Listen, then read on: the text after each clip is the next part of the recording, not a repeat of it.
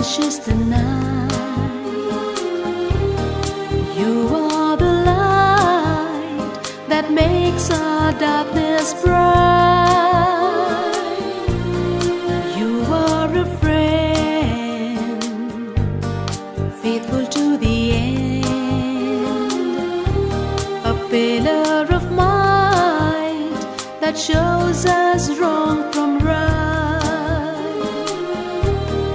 Under your banner, we gather to praise you. With your guidance, we will do all that we can do. In charity and service, your example we will follow, and the world will see you in everything we do.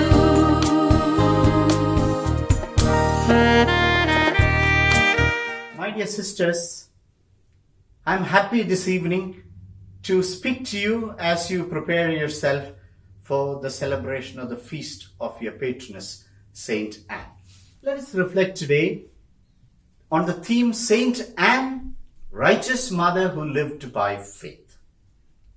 We all know the greatest story ever told. It is the gospel story of the life of Jesus from the Annunciation to the Ascension. It is the story that we share with one another and with all who bear the name of Christians. But have you ever asked yourself how the greatest story ever told begins? When we look at the formal record of the scripture, we find that St. Mark begins with the baptism of Christ. St. Matthew's narration begins with the events of the Nativity. St. Luke starts a little earlier with the Archangel Gabriel's visitation to Zechariah, the father of John the Baptist. And St. John begins his gospel the farthest back of all, in the time, before the first day of creation. But Christians in the earliest centuries knew of another starting point for the good news. And they were able to do so because they were aware of the unwritten family history. Many people and images come to our mind when we think of Christ's incarnation. Joseph and Mary on the road to Bethlehem, the shepherds hurrying to the stable, the Magi scanning the night sky for that wondrous star. But there is another set of people who played a key role in Jesus' birth, which is not found in the gospel narratives. That unwritten story began with an ordinary family, a man and his wife. His name was Joachim. Her name in Hebrew was Hannah, meaning grace or favor.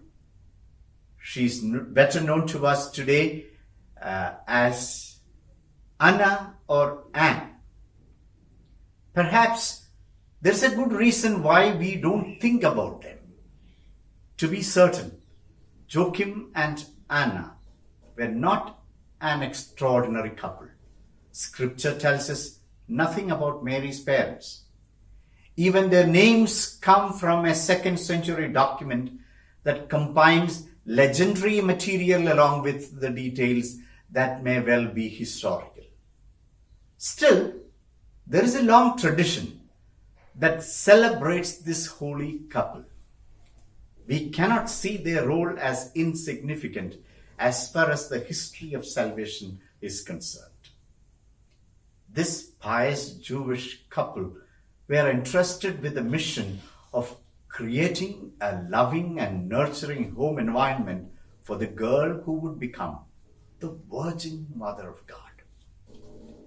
The infant Mary was a miracle, but she was not magical. She did not enter the world ready-made for her role as the Virgin Mother.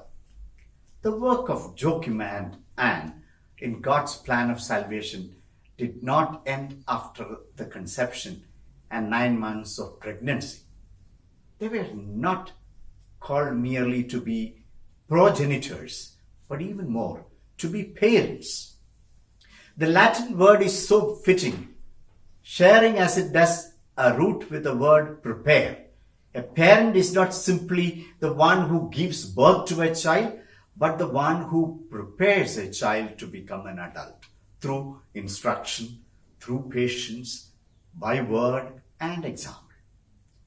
So I would attribute the faith of Mary to the deep faith of her parents, particularly her mother.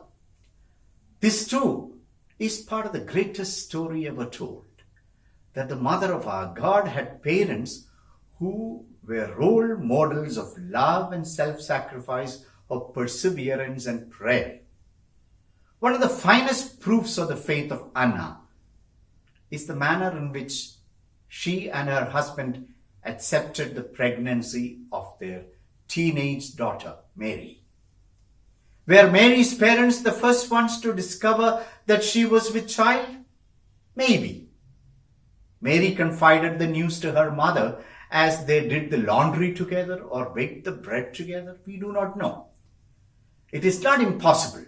In Mary's culture, a young woman in her early teens would surely have been living with her parents while narrating the Annunciation and the following incidents in the life of Mary. The Gospel focuses on the essentials of the story without filling in the details. So we don't know how Anna and Joachim reacted to Mary's pregnancy, or even if they were alive to hear of it. Still, we can imagine various scenarios. Maybe they were confused, disappointed, or angry at first. Maybe they regretted arranging a good marriage for their daughter. Did they shelter her or shun her? Since we honor Joachim and Anne as saints, we can assume that, like Joseph, they were guided by the Spirit to the right conclusion and came to support Mary in her courageous yes. But surely, this unexpected development called for a lot of faith in the plan of God.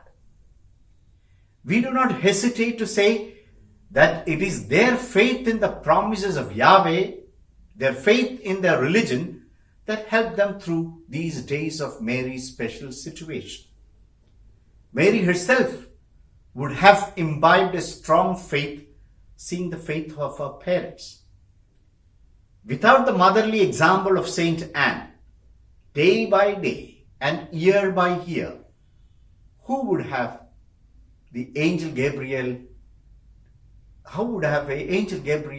hailed Mary as full of grace? As I surfed the net to read up something about St.Anne, I discovered something.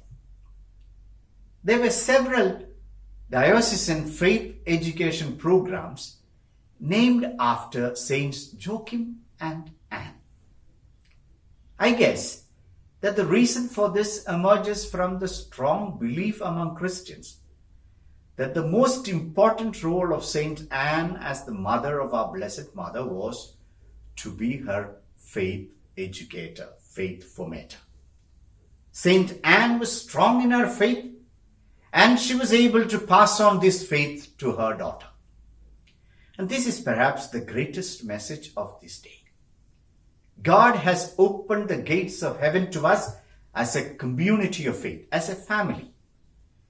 It is not realistic for us to grow and be nurtured in the faith as Christians without a caring love and concern of others, and firstly of our families, and then other significant faith ministers. Yes, this is where you need to see the significance of your being sister catechists.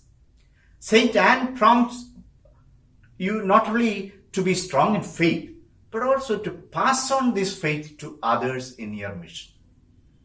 When you are able to catechize a generation of families and induce in them ardent zeal for their faith, you become truly catechist sisters of St. Anne. Without strong parents, children do not grow with a sense of dependence on God. Without strong parents, children are more prone to bow to peer pressure, to act on impulse, to forgo delayed gratification, and so on. In your ministry, we can sometimes succumb to an insidious trap. We can make the mistake of always emphasizing the intellectual, the physical, the social needs of those who are entrusted to our care and neglect the spiritual development or the faith development of the significant adults in the lives of the children for whom we work. The greatest ministry of the church to our children is training their fathers and mothers to be better parents, to be better witnesses of the power of God to take us from earth to heaven. If the church had nothing else to offer the children, this would be enough. In fact, this pious example of parents and family was enough for the generations of Christians in centuries past, enough to raise a company of martyrs in the Roman persecutions of the earliest centuries and under the communist oppression of our times. Surely it was the faith of the parents and the martyrs that nurtured the faith of the children. As David Kinnaman writes in his book, You Lost to Me, Why Young Christians Are Leaving the Church, etc., disciples cannot be mass-produced.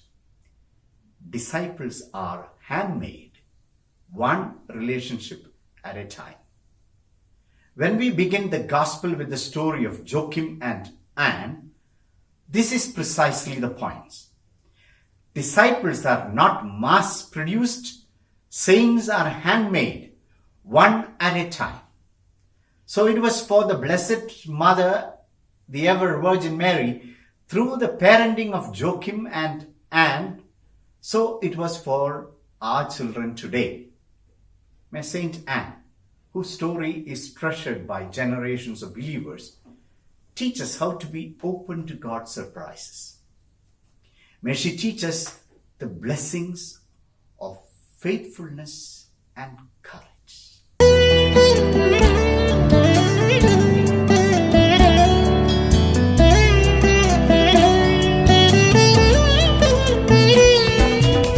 ಆರಾಧನೆ ಆರಾಧನೆ ಆರಾಧನೆ ಆರಾಧನೆ ಆರಾಧನೆ ಆರಾಧನೆ ಆರಾಧನೆ ಆರಾಧನೆ ನಮ್ಮ ಸ್ತುತಿಗೆ ಪಾತ್ರನೇ ಆರಾಧನೆ ಮಹಿಮೆ ಸಿಂಹಾಸನನೇ ಆರಾಧನೆ ನಮ್ಮ ಸ್ತುತಿಗೆ ಪಾತ್ರನೇ ಆರಾಧನೆ ಮಹಿಮೆ ಸಿಂಹಾಸನನೇ